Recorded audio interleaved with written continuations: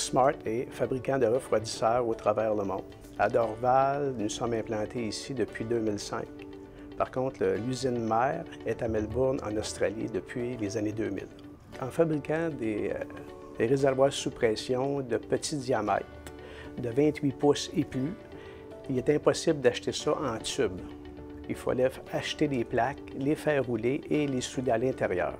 Ça exposait les employés à faire la soudure à l'intérieur, exposés aux fumées, exposés à l'arc, exposés au bruit.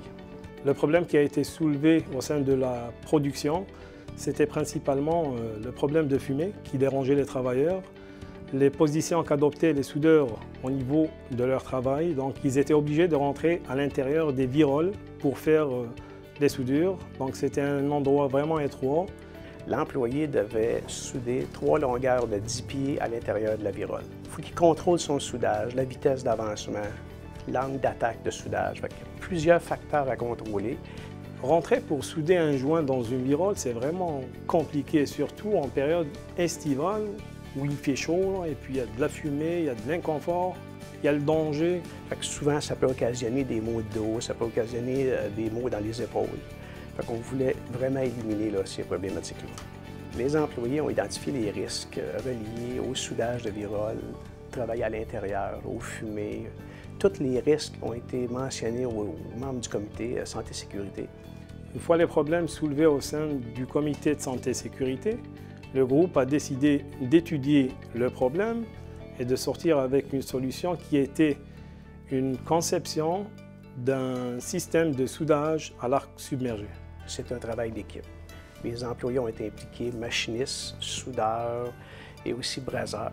Pour souder l'intérieur de la virole, on amène un convoyeur et il y a un rail qui est attaché dessus, qu'on pousse à l'intérieur, qu'on installe au niveau et on ramène le chariot pour l'étape finale du soudage.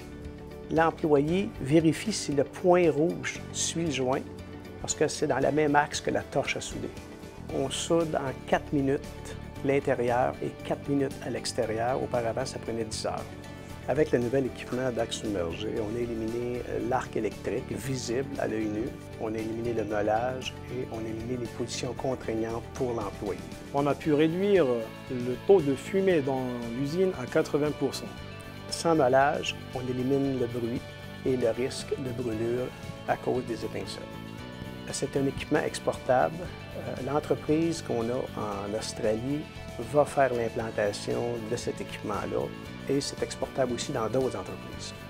Et ici, au niveau de la santé-sécurité, c'est ça qui passe avant tout. Je pense que ça va inspirer d'autres entreprises aussi à faire de même.